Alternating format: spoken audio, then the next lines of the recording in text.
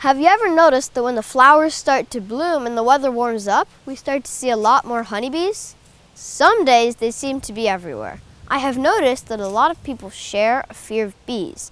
People's fears can range from being slightly nervous around bees to an actual phobia. Phobias are a common type of anxiety disorder, and the fear of bees is called apophobia. Most people who have a fear of bees do not necessarily suffer from apophobia. Most of the time, a fear of bees comes from misconceptions or lack of education about bees.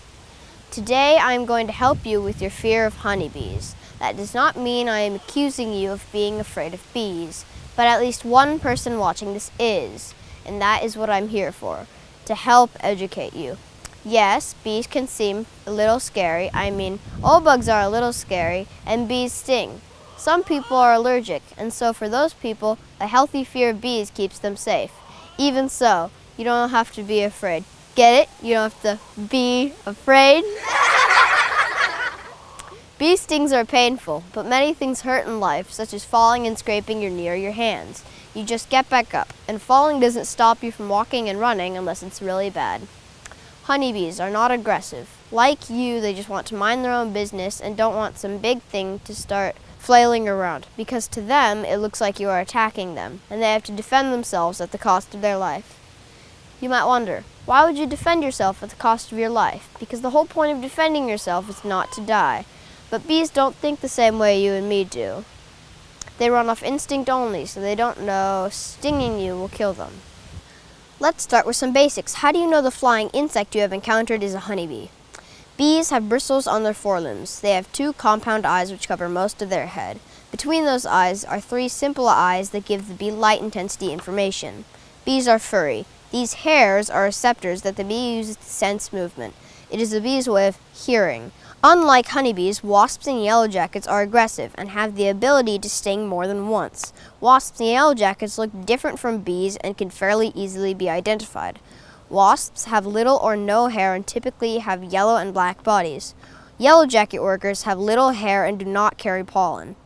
Bees are fatter, whereas wasps are thin and long.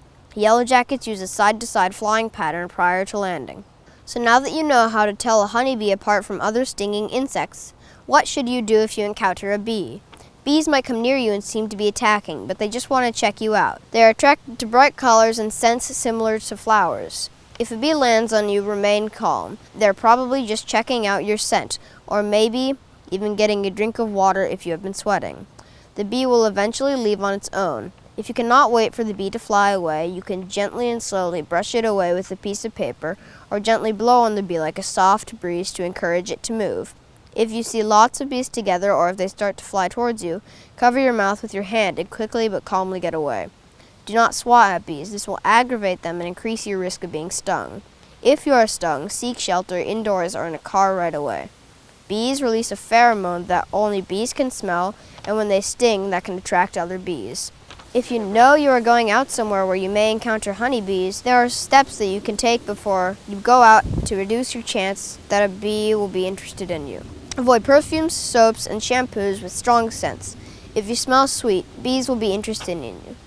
If you have long hair, put it in a ponytail. It is possible that if a bee lands in your hair and it is loose, the bee can become trapped. Avoid clothing that is brightly colored or has lots of patterns like flowers. Bees are also attracted to very dark colors.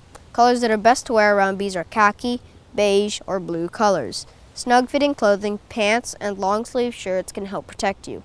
Thank you so much for your time today. In conclusion, bees are essential to our world, and we should do what we can to protect them.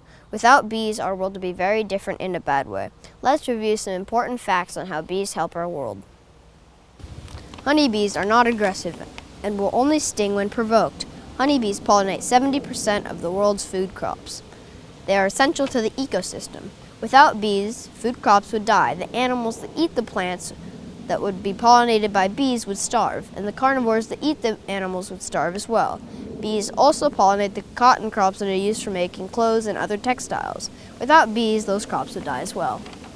I hope that this video has helped if you have a fear of bees. Remember, bees are friends, not our foes.